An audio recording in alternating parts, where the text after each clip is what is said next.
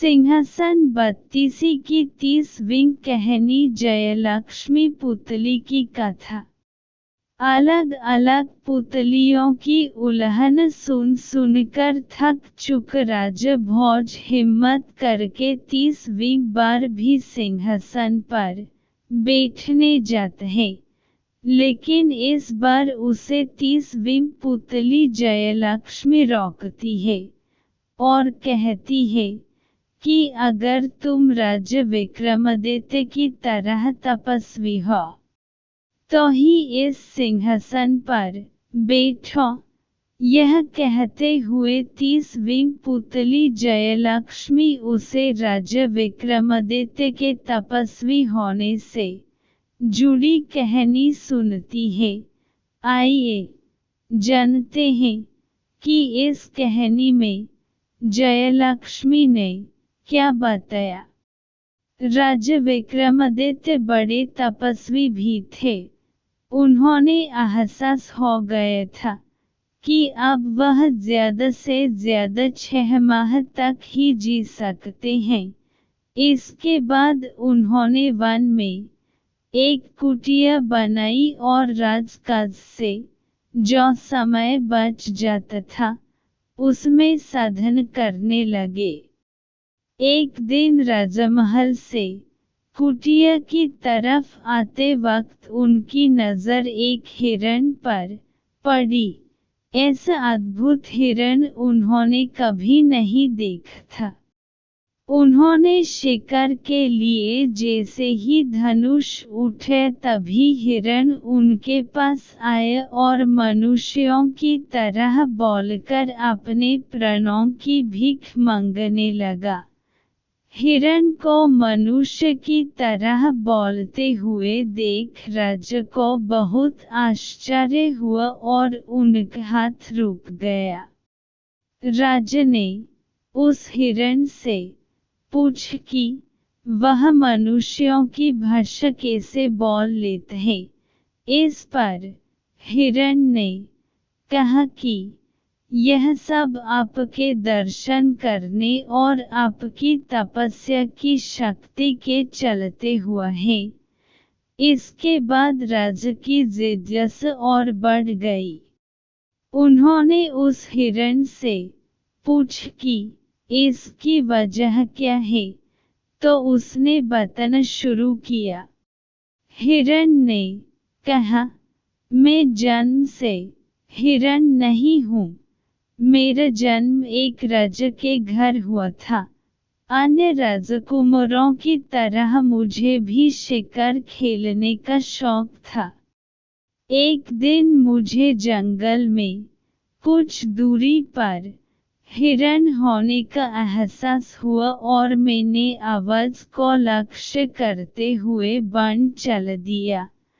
लेकिन यह आवाज एक योगी की थी जो बहुत धीमी आवाज में मंत्र उच्चारण कर रहे थे।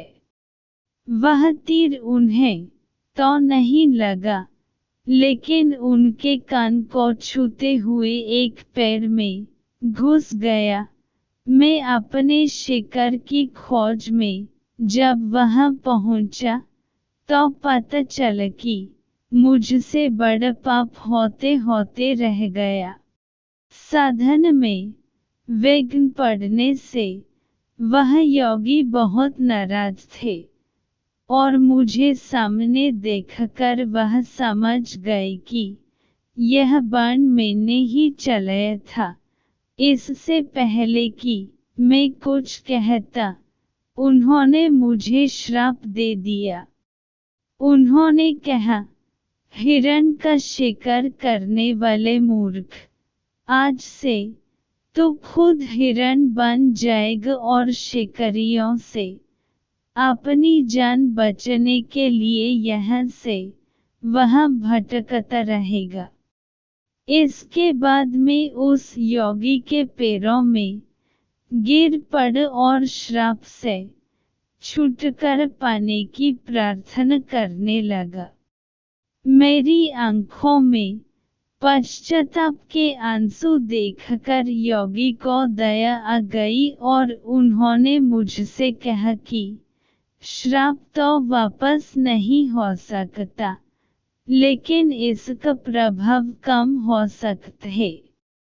तुम तब तक हिरण बनकर भटकते रहोगे जब तक महान और तेजस्वी राजा विक्रमादित्य के दर्शन नहीं हो जाते।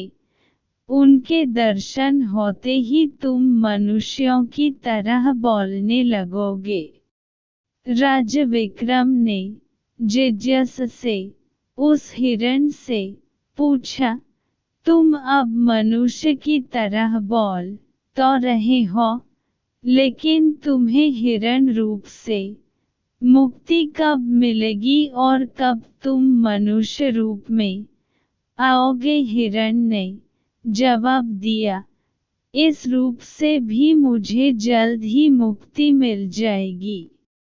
योगी ने कहा था कि अगर मैं आपको अपने साथ लेकर उस योगी के पास जाऊं, तो मैं अपने वास्तविक रूप में आ जाऊंगा।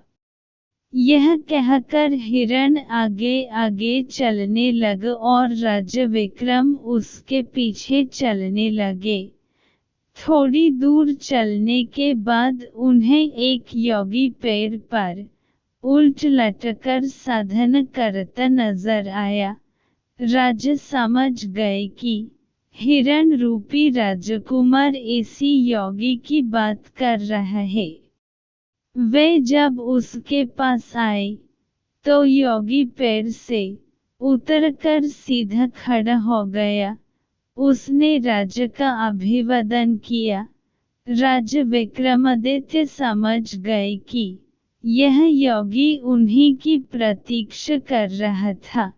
जिज्ञासावश राजा ने उससे पूछा, आप मेरी प्रतीक्षा क्यों कर रहे थे?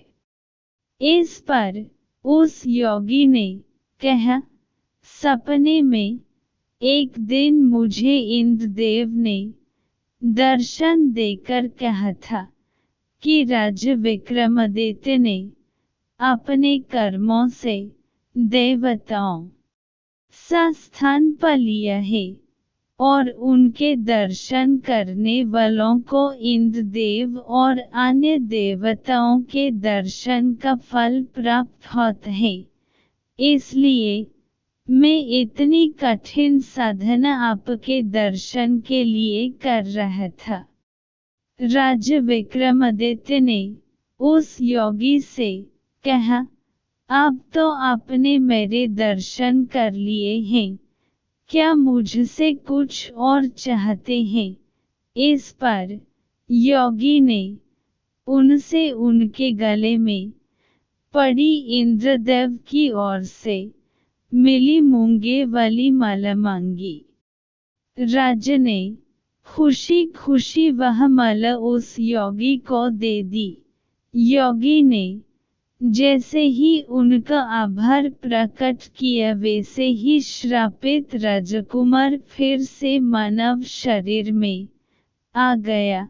उसने पहले राजा विक्रम के और फिर योगी के पांव छुए। इसके बाद राजा उस राजकुमार को लेकर अपने महल आ गए। अगले दिन वह उसे अपने रथ पर लेकर उसके राज्य के लिए निकले। दोनों जैसे ही राज्य में घुसे, तभी सैनिकों ने उनके रथ को चारों तरफ से घेर लिया व राज्य में प्रवेश करने की वजह पूछने लगे। राजकुमार ने अपन परिचय दिया और सैनिकों से रास्ता छोड़ने के लिए कहा, लेकिन सैनिकों ने बताया कि उसके माता पिता को बंदी बनकर जेल में डाल दिया गया है। अब यहाँ का राजा कोई और है। इस पर राजा विक्रमादित्य ने सैनिकों को अपना परिचय दिए बिना खुद को राजकुमार का दूत बताया और कहा कि नए राजा को यह संदेश देने की उसके सामने दो विकल्प हैं, या तो वह असली राजा रानी को उनका राज्य वापस लौट दे या फिर युद्ध की तैयारी करे। उस सेनानायक को यह सुनकर बड़ा अजीब लगा। उसने राजा विक्रमादित्य का मजाक उड़ाते हुए कहा, युद्ध कौन करेगा? क्या तुम दोनों युद्ध करोगे? यह उपहास देखकर राजा विक्रमादित्य का क्रोध 7वें आसमान पर पहुंच गया। उन्होंने तलवार निकाली और उस सेनानायक का सिर धड़ से अलग कर दिया। सैन्य में भगदड़ मच गई। किसी ने दौड़कर नए राजा को यह खबर दी। यह सुनते ही राजा सेना लेकर वहां पहुंचा। राजा विक्रमादित्य इस हमले के लिए पहले से तैयार थे। उन्होंने तुरंत दोनों बैतलों को बुलाया। दोनों बैतलों ने राजा विक्रमादित्य का आदेश मिलते ही रथ को हवा में उठ दिया। इसके बाद उन्होंने गायब होने वाला तिलक लगाया और रथ से कूद गए। अदृश्य होकर उन्होंने दुश्मनों को गाजर मूली की तरह काटना शुरू कर दिया। सैकड़ों सैनिकों के मारे जाने व दुश्मनों के नजर न आने से सैनिकों में भगदड़ मच गई। ज्यादातर सैनिक नए राजा को छोड़कर भाग गए। इसके बाद नए राजा का चेहरा देखने लायक था। वह हैरान, डरा हुआ और हताश था। यह देखकर राजा विक्रमादित्य अपने असली रूप में सामने आ गए। उन्होंने नए राजा को अपना परिचय देते हुए कहा, या तो तुम इसी क्षण यह राज्य छोड़कर चले जाओ या प्राण दंड के लिए तैयार रहो। वह राजा विक्रमादित्य की शक्ति से परिचित था, इसलिए वो उसी पल राज्य को छोड़कर भाग गया। इसके बाद राजा विक्रमादित्य उस राज्य के असली राजा रानी को उनका राज्य वापस दिलाकर अपने राज्य की ओर चल दिए। रास्ते में एक जंगल पड़ा। वहाँ एक हिरण राजा विक्रमादित्य के पास आया और एक शेर से बचने की गुहार करने लगा, लेकिन राजा विक्रमादित्य ने उसकी मदद नहीं की, क्योंकि वह भगवान के बनाए नियम के खिलाफ नहीं जा सकते थे। दरअसल शेर भूखा था और हिरण जैसे जानवर ही उसकी भूख शांत कर सकते थे। यह सोचते हुए उन्होंने शेर को हिरण का शिकार करने दिया। कहानी समाप्त होते ही 30वीं पुतली जयलक्ष्मी ने राजा भोज को कहा कि अगर आप भी राजा विक्रमादित्य की तरह पराक्रमी हैं और आपके अंदर भी तपस्वी भाव है, तो ही सिंहासन पर बैठन वरना नहीं।